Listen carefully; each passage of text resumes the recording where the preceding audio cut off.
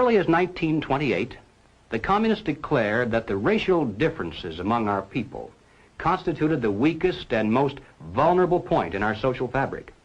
By constantly probing and straining at this one spot, they calculated that eventually the cloth could be torn apart and that Americans could be divided, weakened, and perhaps even set against each other in open combat. We mustn't kid ourselves into thinking that the communists have placed their agitators only into the black communities. They're working both sides of the street. They want hatred, violence, and bloodshed between the races, and they don't care how they get it or whom they use, even children if necessary. Here is a book that I think ought to be in every home library. It's entitled Color, Communism, and Common Sense by Manning Johnson. He joined the party as a young man because he honestly believed that the communists were trying to improve the conditions of his people.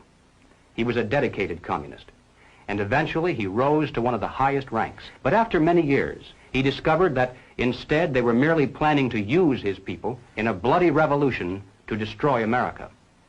And when he woke up to this, he dropped out of the party and devoted the rest of his life trying to alert his fellow citizens of all races to the true nature of the Communist Party as he knew it to be from the inside. Manning Johnson said, "Black rebellion was what Moscow wanted. Bloody racial conflict would split America. During the confusion, demoralization and panic would set in. Then finally the Reds say, workers stop work. Many of them seize arms by attacking arsenals. Street fights become frequent.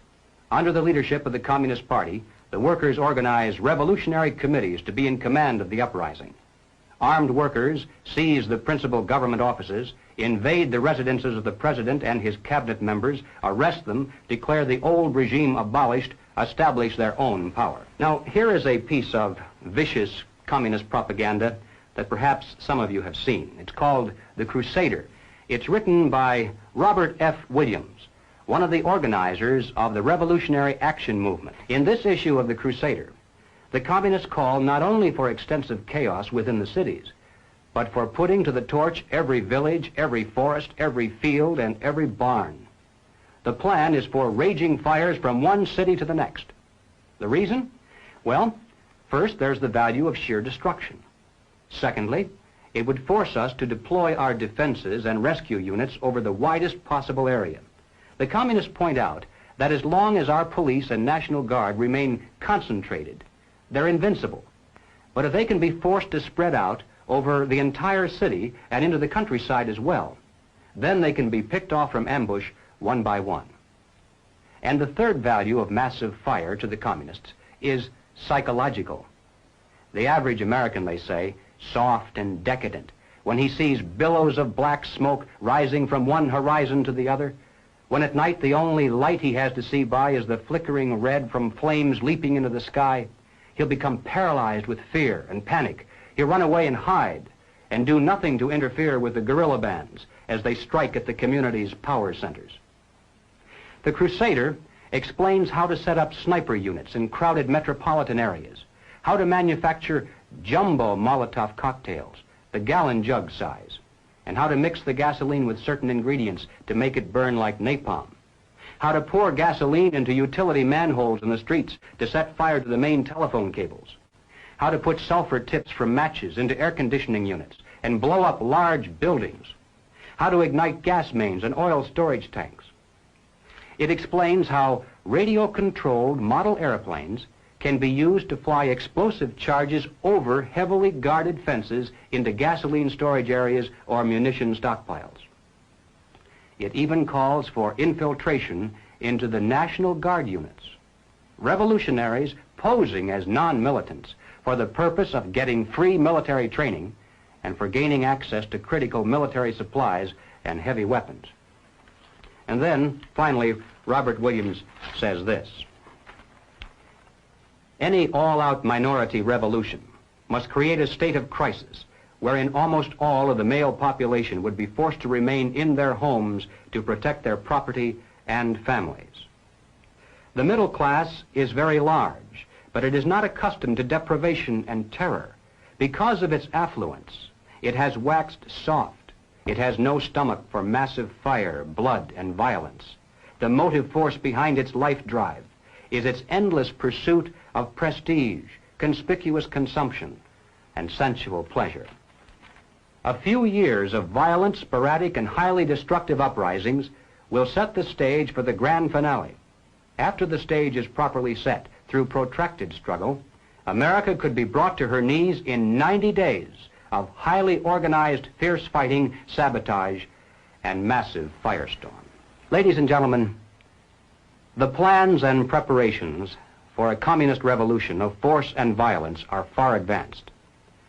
The organization behind these preparations has almost unlimited financial resources, and it provides both training and leadership based upon years of experience in many other countries. Our enemies are deadly serious about their task, and it's nothing short of national suicide for us to continue to ignore their plans and their progress. The violent revolution becomes of primary value to the communists to the extent to which it can be used to condition the masses psychologically to accept the non-violent revolution, which is offered supposedly as the only alternative. Hoping to avoid further violence and bloodshed, the public is to be pressured into accepting measures that will move the country gradually and legally toward communism, but without calling it that. The strategy of the proletarian revolution calls for the quiet conversion of our government into a communist regime, but under the banner of socialism. Well, what is socialism? All right, let's define it. According to the dictionary, socialism is a political concept based upon the principle of government ownership and control of property, the means of production, and the avenues of commerce. Under socialism, those who run the government, and the communists are confident that in America they eventually will be the ones who do so, those who run the government will know who is to get something and who has to wait, and that represents control over human beings. What has all this to do with the communist revolution in America? Well, ladies and gentlemen, it has everything to do with it, because the building of socialism is the communist revolution in America. It represents the process whereby our country can be moved gradually toward communism without the people even being aware of it.